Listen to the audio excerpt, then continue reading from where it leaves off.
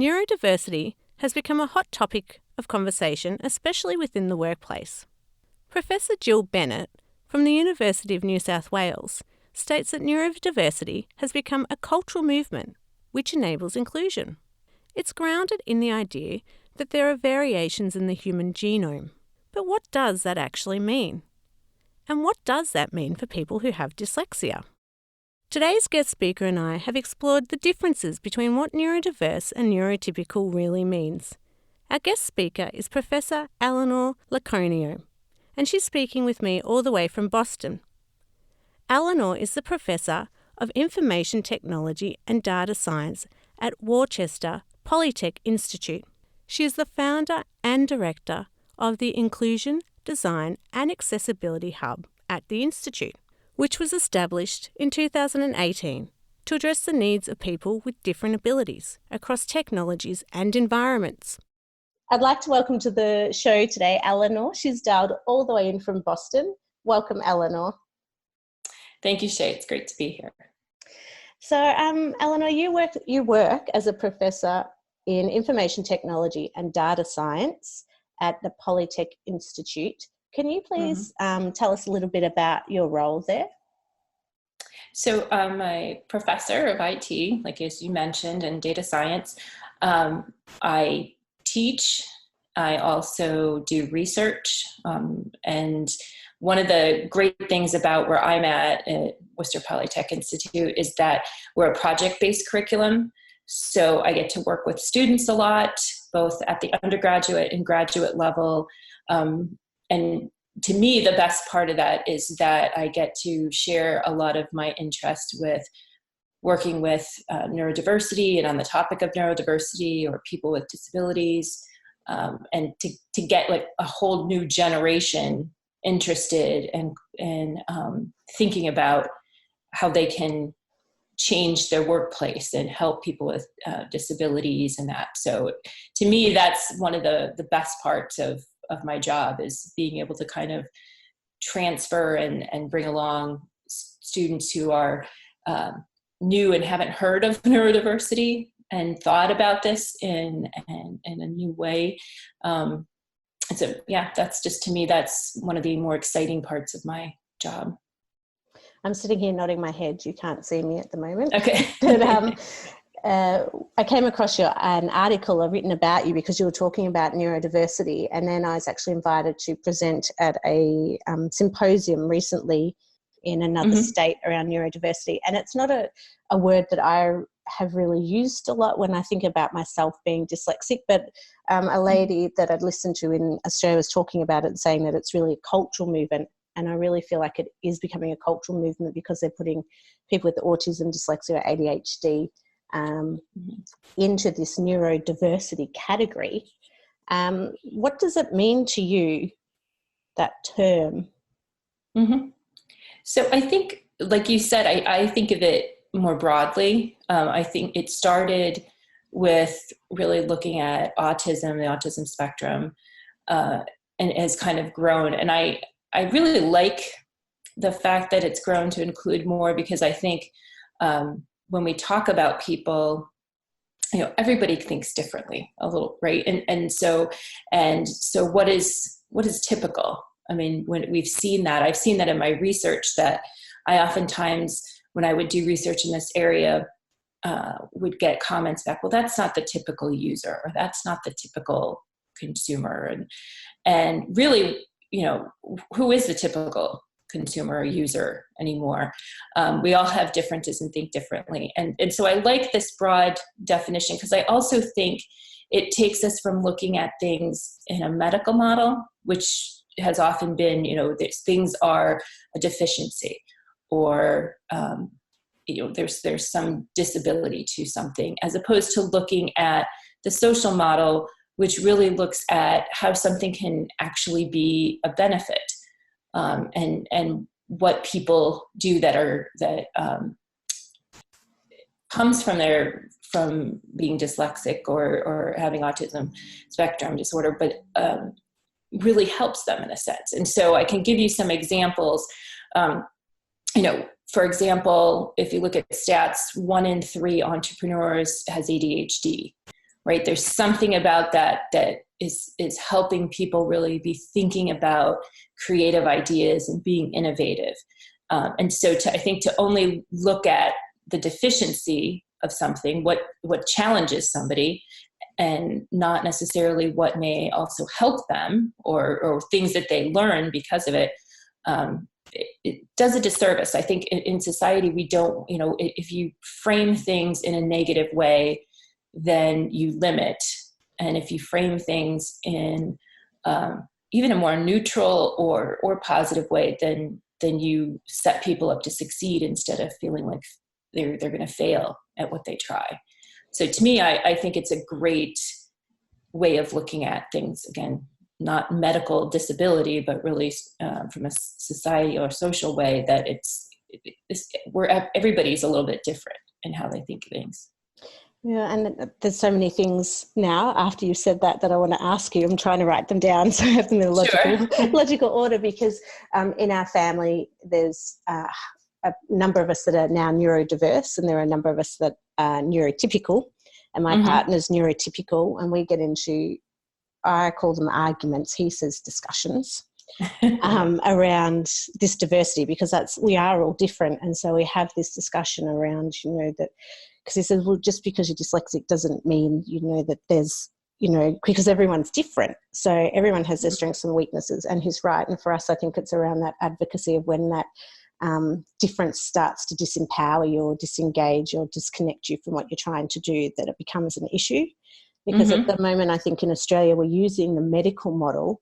And I love that you've used the term social model, because as a public health practitioner, that's what we try to look at. But we're using that medical model to try and raise awareness, because there's such a lack of it in Australia at the moment. And if you don't have a disability, then you don't get any support in the workplace.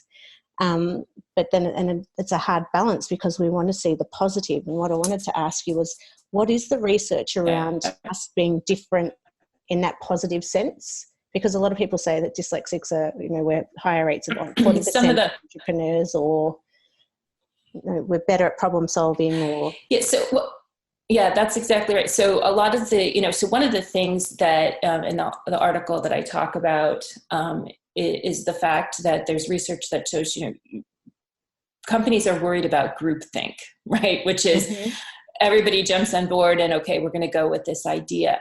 And so, for example, people on the autism spectrum, one of the advantages there is they think things through. And if you've met one person with autism, you've met one person with autism, right? It's not that you've met, that everybody who is on the autism spectrum is the same. It's a spectrum, and therefore it's different. But, and really being able to kind of question and think through logically, well, that, it doesn't make sense to me, explain it. Right. And that's really valuable, because it keeps people, if you're trying to be creative, you're trying to be innovative, but yet you're still trying to make sure that whatever solution you come up with is going to work. You want people who are going to question that, what you came up with, right? And make sure that there's no holes in it, or that it makes sense. And so they found that that's actually one positive, is that you get away from this groupthink mentality that can be really dangerous for companies or teams to just go down a path that really they should have really thought through a little bit more. There's the literature on people with ADHD and and entrepreneurship. There's also one of the things that I've seen too is people who are dyslexic and have problems with kind of sometimes reading things and being able to process in that way, have been very good at picking teams to work with, right? So one of the interesting things is, if you have something that you need to feel like you have to kind of somewhat compensate for, you have to figure out how, if this is something that I have to deal with, then picking the people around you to be able to support where you may have difficulty, right? And where their strengths are. And so there's been some, I can't remember exactly what that research is, but looking at picking teams and being able to do a really good job in that area. That's really interesting, because that's how I try to recruit. And I can't say I'm perfect at recruiting teams yet. It's a skill I'm still developing. But that's when I recruit for people in my team, that's in my back of my head. I'm always thinking, how can this person work with me? Because I'm such a big thinker as well, and I'm not the most organised. So it's like trying to get people where you can build those strengths and work as a strength-based approach, which is really important. Right, exactly. So have you seen much research at the moment around neurodiversity and dyslexia and our strengths, or has it, because in Australia it seems to be more around autism at the moment and ADHD rather than, and dyslexia is just starting to come into the fold of that term. Is that what you found in America?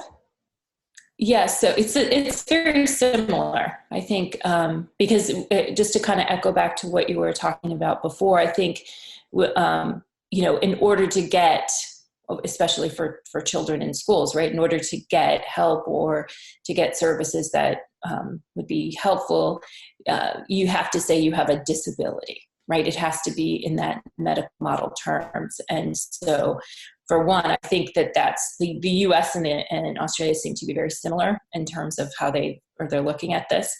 And in terms of your question right now about the dyslexia and that, I do think that autism, the ASD, autism spectrum disorder, that has been the focus. And that's really where I think neurodiversity came out of. But I think now it is starting to expand and encompass additional, like dyslexia and dyspraxia and that. And I mean, I've seen to where it's been taken as broad, and I think this might actually be a good thing, looking at mental health issues in people who have, anxiety, depression, and things like that, because I think it is, we need to be thinking about things a little bit differently and more that social model as opposed to the medical model. I think, my worry is when we have a legal system, and I'm, not sure in Australia, but I know in the US that becomes one of the things is how you define things and how you ensure that things are covered, right? So if you have a disability or you have something, then it's covered legally.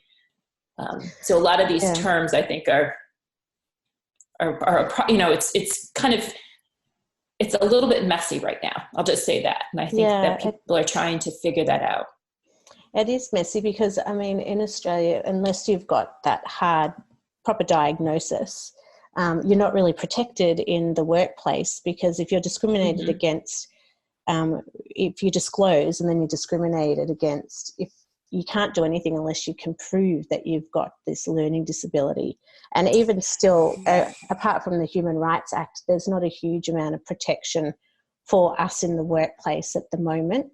And so we're drawn back to that medical model to kind of support us and to give us the leverage we need to then protect us in the workplace, I guess. But it's very difficult. I mean, one of the things when I was looking at this and I have family members who are on the autism spectrum and looking at, going through school, and it's making you frame it in a way that may not be the healthiest for you mentally. Right. And so to be talking about, you're strong, you're able to do this, like we may have to think of a different way. And I've done this with family members, you may have to think of a different way of kind of getting something done, but that's a strength, you know what I mean? It's not just come easy for you. And I think that it's hard because yes, we need the medical model there right now for the legal system to be able to say, okay, this is what you deserve to be able to get, and you get it. But it can do some disservice to people in the way that they think of things, because they're thinking of themselves as disabled, as opposed to, okay, we got to deal with this a different way. Yeah.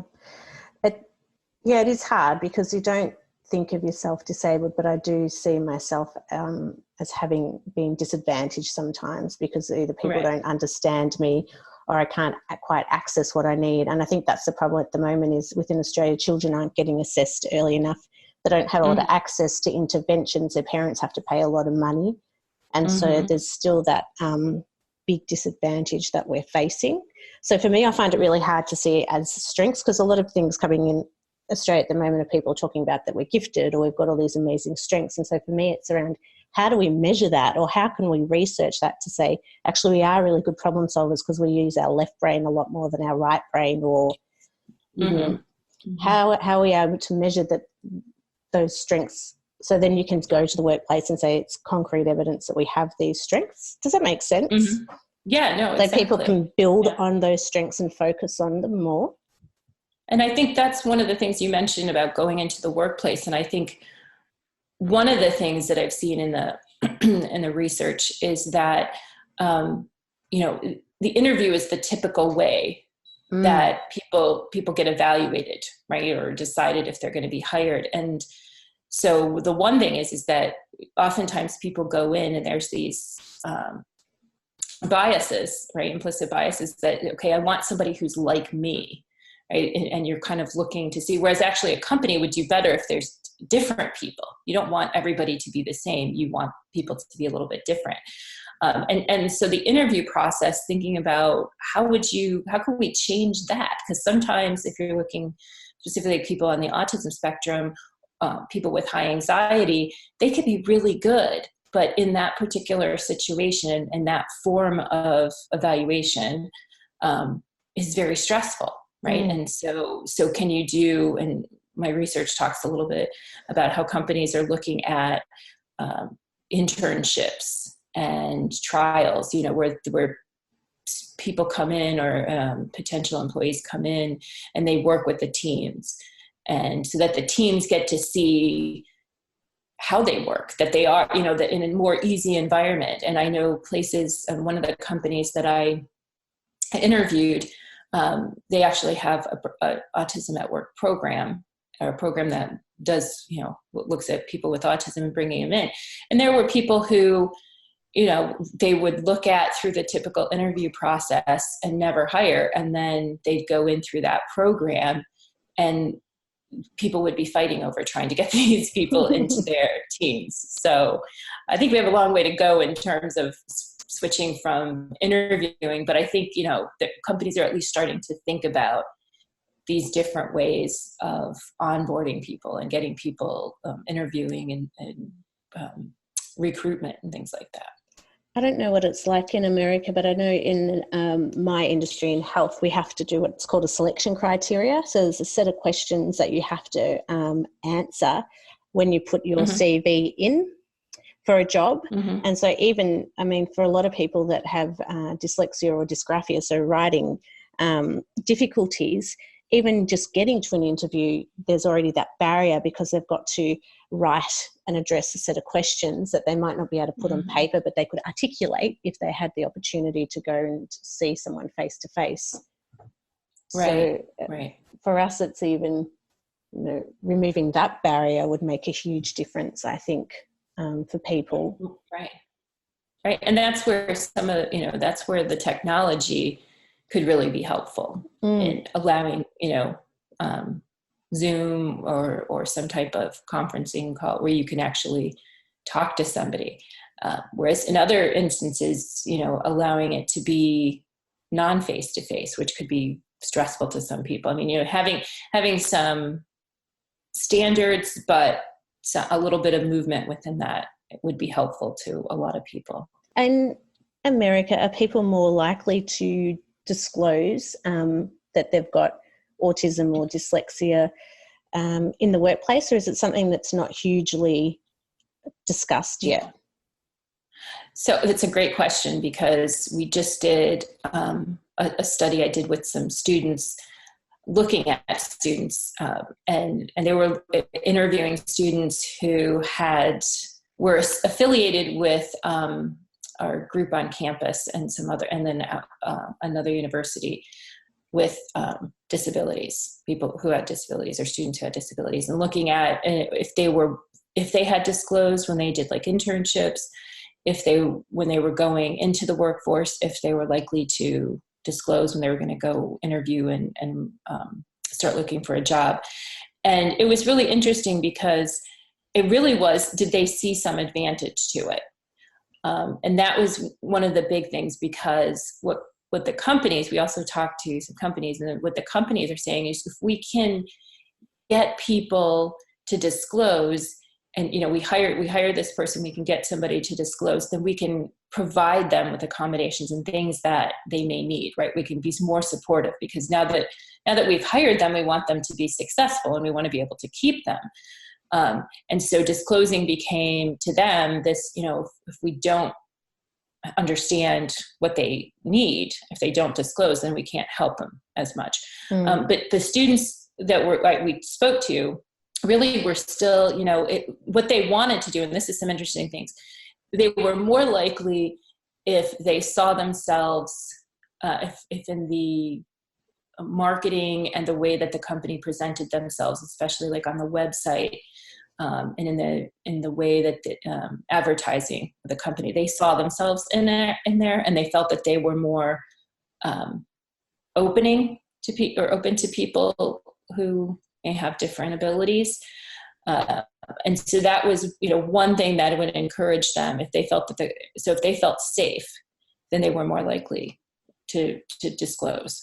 But I think right now there's still an issue of people saying, once I can't take it back. So once I disclose, I can't take it back, but I can always disclose at a later date. Yeah, it's interesting you say that, because when we apply for jobs, there's a health check thing, and you're supposed to disclose if you have a disability or you've got mental health issues, or you tick a box. Is there anything that's going to impact on your ability to do the job?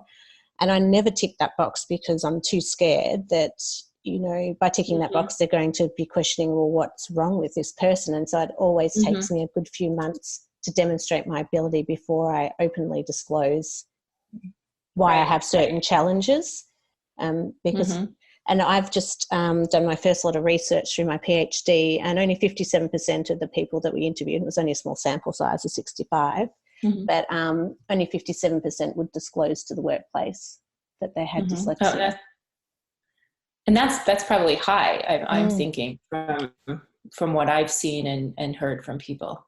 And I think companies are at least trying to, or certain companies, not all companies, but I think certain companies are realizing, if we want to keep our talent pool, we have to know what people need, and we have to be willing to provide a safe environment for them to tell us. Yeah. But I don't think we're there yet.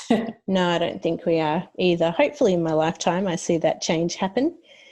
Yeah. If people do disclose in the workplace, do you find that they're well supported once they're up and running? Is it mainly that they just need assisted technology or a quiet space if they've got autism?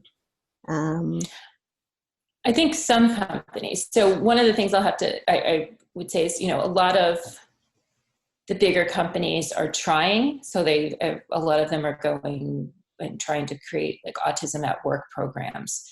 And so they're starting to, but again, that also means that they have to have people feel safe in term, so it's one thing if you have an autism at work program where you're bringing people in, that's very clear, that they have autism and that, they're going through this program. But I think what some people think as these people are coming through, is, well, I had to go through the regular recruitment, and I had, and I may be dyslexic, or I may have dyspraxia and that. And so, I need I would like accommodations too, so I think that, companies are starting to get better at that. They're starting to have affinity groups and they're starting to do some training of managers. I think right now companies are looking at it though too, like there's so many different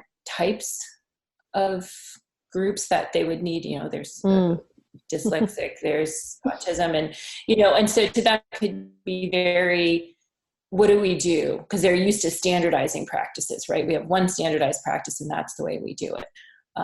But I do think that some companies are trying. And so they do have accommodations. I actually have a PhD student of mine who's looking at the accommodation process and how different companies handle it, because it can be very difficult for companies to find a standardized practice that can be applied to different abilities.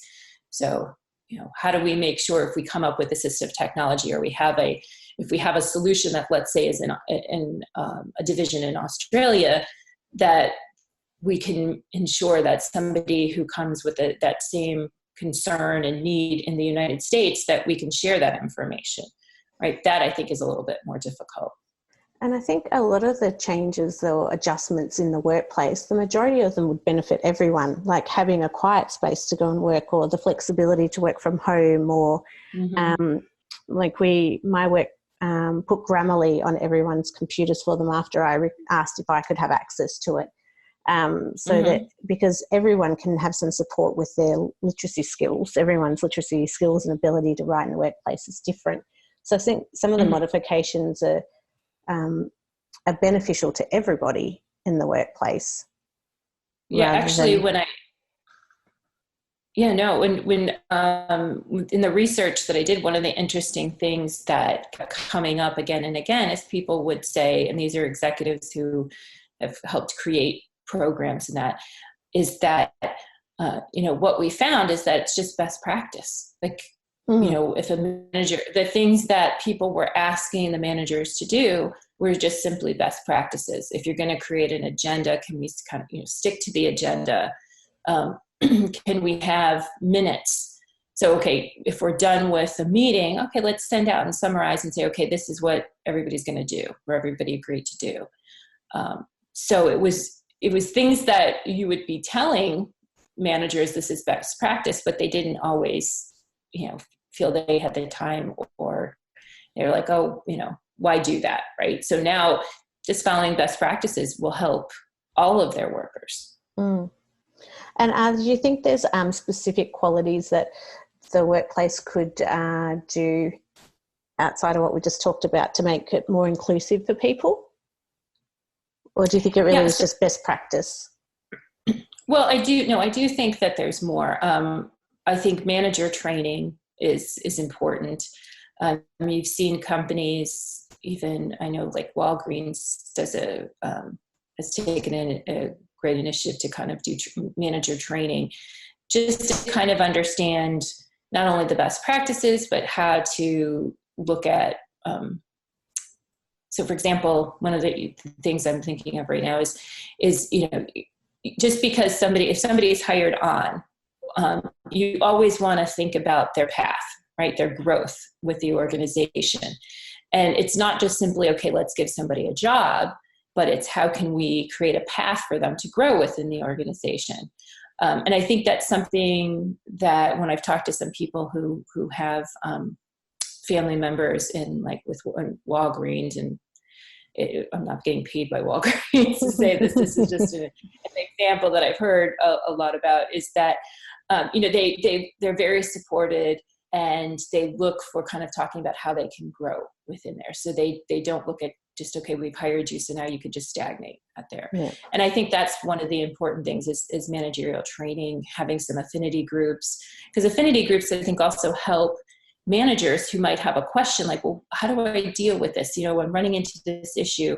And so they can ask, in essence, experts, right? And so what is an affinity how should I deal group? With this? Sorry, what is an affinity group? I haven't heard of that term before.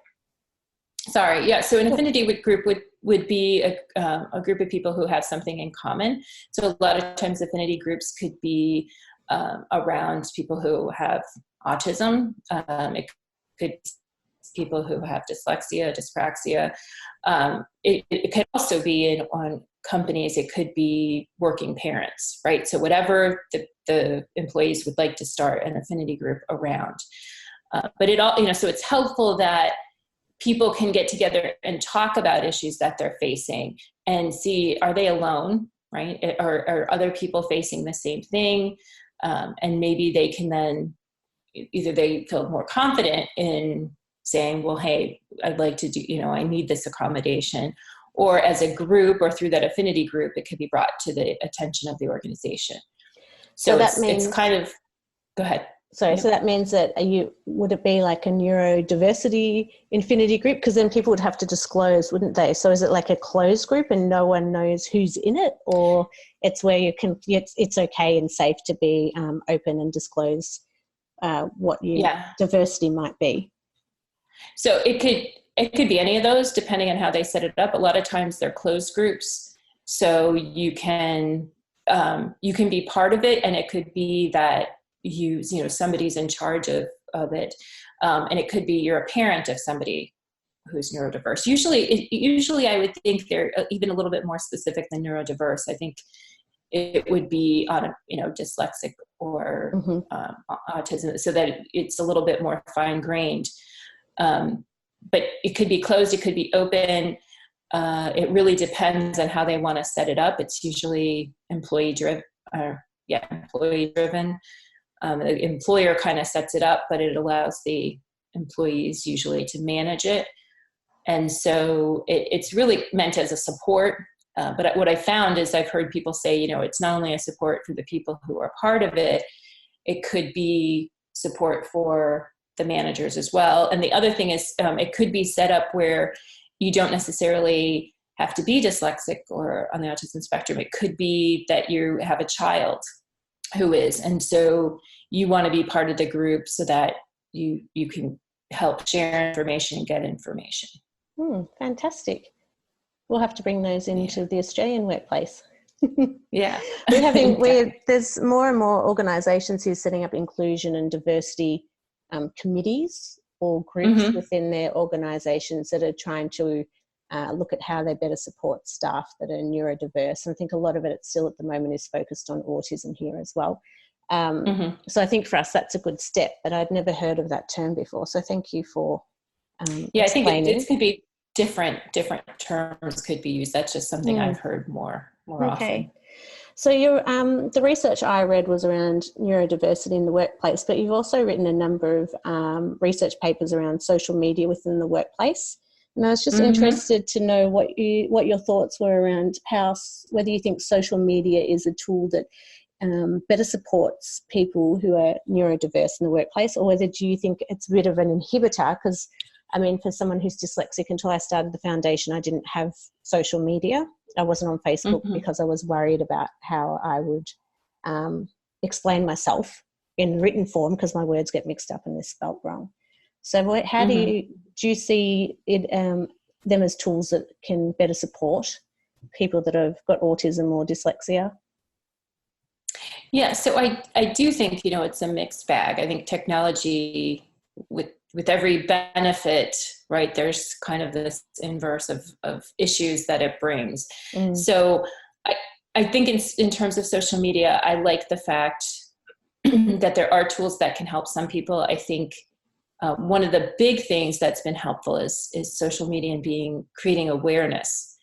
I think that's been really great because it's also been able to kind of bring people together who, so the whole idea of even neurodiversity, right, and looking at it from a social model as opposed to medical, it spreads a little bit quicker because you're able to get people who have the same issues or are looking for connections, right? It brings it a little bit closer together. I do think, so I see one thing is in social media, if you're writing things, some people who, let's say, are on the autism spectrum, may feel better not being face to face and maybe feel more comfortable connecting that way.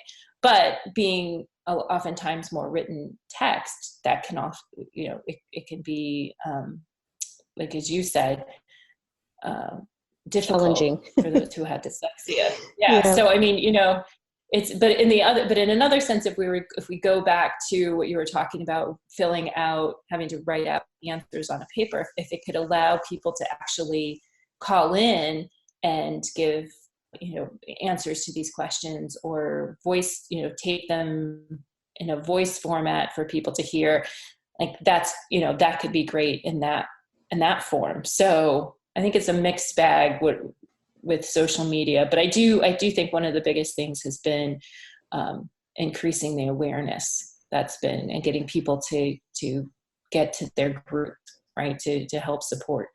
each other. Yeah, definitely. I think, well, without social media, we wouldn't have an international following through Facebook, or international following with people listening to our podcasts. And we have a closed support community on Facebook. And when people call our helpline and they say, you know, feel free to join, because there's lots of adults on there. But the first thing I always say to people is, it doesn't matter how you write, it doesn't matter how you spell, you can just sit back and look at what people are saying, or you can participate.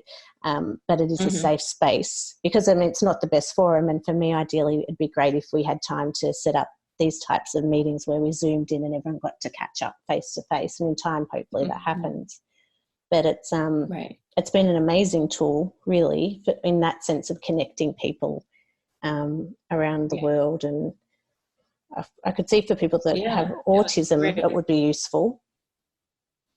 Yeah, no, and you know, it's funny because I think one of the interesting things working with students all the time, right, was the younger generation is how they write. You know, how we write has changed, and it's made me realize everything that I've learned in my old English classes, that, you know, the English language or language is living, so it changes. And so a lot of things that I would be like, oh, that's not grammatically correct, or that's, you know, I realize, you know, that's not the way we do it anymore, you know, and so they make up, so it's changing. And so to say that, you know, that you have to be stuck to a certain way of doing things isn't right either, right? No. So I think it's really kind of interesting.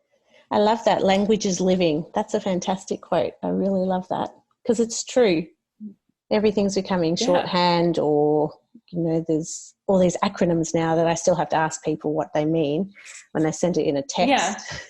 But, you know, it is living, and it is changing. And for us dyslexics, I mean, we're so lucky we've got technology like this that can help us, really, in so many ways. So what would you like to see? Sorry. Go ahead. No, go ahead. No, you go. No, I was just going to say, so I think that, you know, it's not even going to be looked at as maybe a mistake, right? Because sometimes you might put something and they're going to be like, oh my God, I just don't understand. I'm not hip enough to understand what that means. Yes. As I often do when I'm... We're starting our own language. My dad's, we're pretty sure he's dyslexic, and he said that was such a kerfuffle instead of kerfuffle. And so now we're collecting all these dyslexic words that we use. Right. I love it. It's great.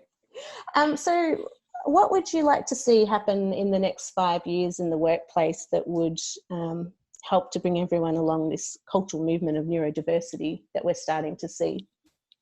So I think the biggest thing is the disclosure that we talked about.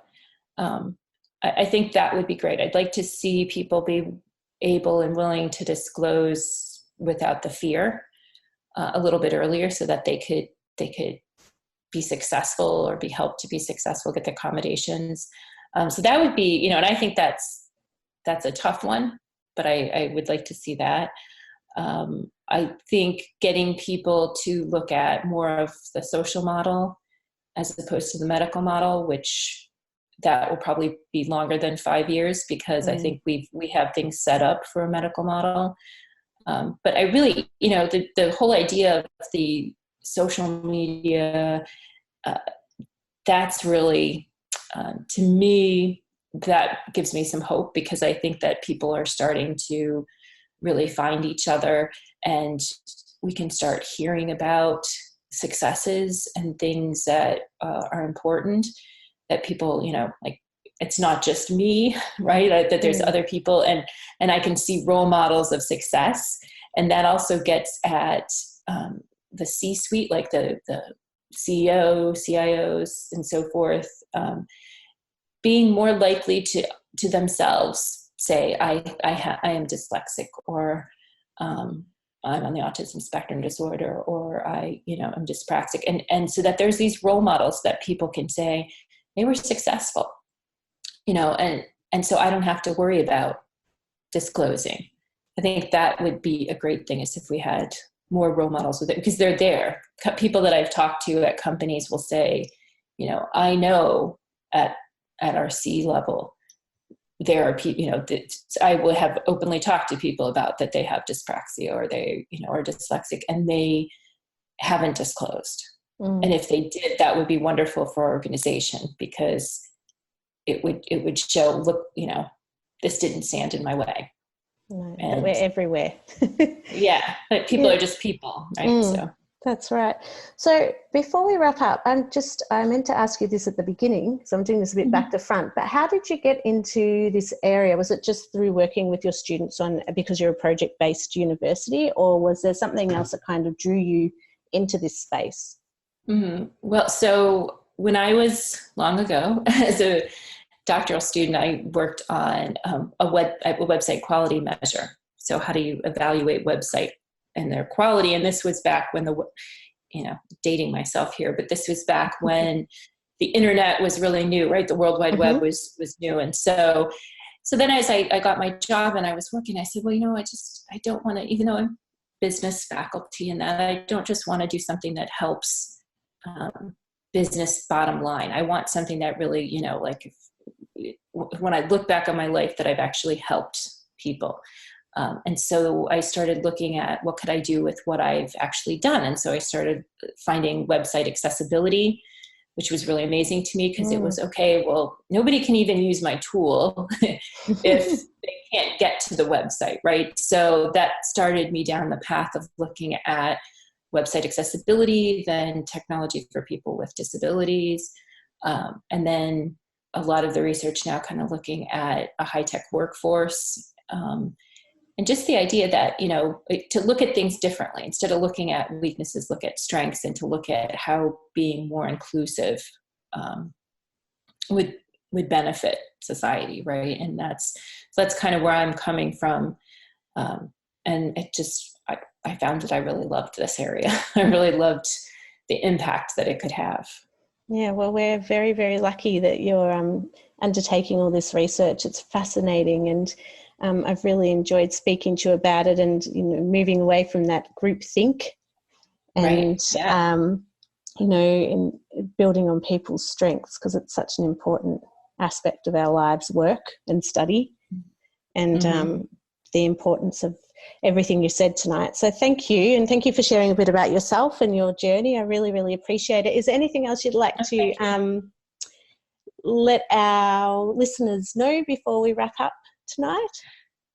No, I just I thank you for the interview. I really appreciate being able to share with you, and I also really appreciate, I wanted to let you know, I appreciate as we talked about the social media, and that people like you and the Dear Dyslexic podcast being able to kind of make this people more aware, and to kind of bring the community together, so that it's a power to be dealt with, as opposed to just people in pockets. So I really appreciate it. Thank you. It is a power. The more we unite, I think the faster we'll progress in everything we spoke about tonight. So thank you so much, Eleanor, for coming on the show today, this evening, and for sharing your research, expertise and passion for supporting us neurodiverse. And we will share your research and further information about you on the Dear Dyslexic website. So thank you so much for your time. Great. Thank you. If you'd like to hear more about Eleanor's amazing work that she's doing, head to Dear Dyslexic website. Also, if you haven't already done so yet, make sure you sign up to our mailing list so you can keep up to date with all the work that we are doing at the Foundation. Head to deardyslexic.com. And don't forget, if there's anything you've heard today that you've found distressing, you can contact Beyond Blue 1300 22 4636 or Lifeline 13 11 14. Thanks for listening. Until next time, bye for now.